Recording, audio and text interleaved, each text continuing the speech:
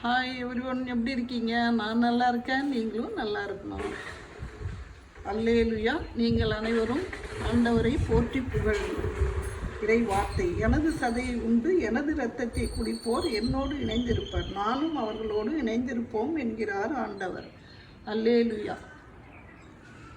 சீடர்களும் மக்களும் ஆண்டவர் சொன்ன வார்த்தையை தப்பாக புரிஞ்சுக்கிறாங்க. நாம் உண்பதற்கு எப்படி இவர் சதையை கொடுக்க முடியுன்றாங்க. ஆண்டவரே சாத்தானால் சோதிக்கப்படும் போது என்ன சொல்கிறாரு? மனிதன் அப்பத்தினால் மட்டுமல்ல இறை வார்த்தையினாலும் உயிர் வாழலான்றார். ஸோ நம்ம பவுல், ஸ்தேவான், மற்ற எல்லா புனிதர்களும் அந்த இறை வார்த்தையை தான் உலகம் முழுவதும் அறிவித்தாங்க.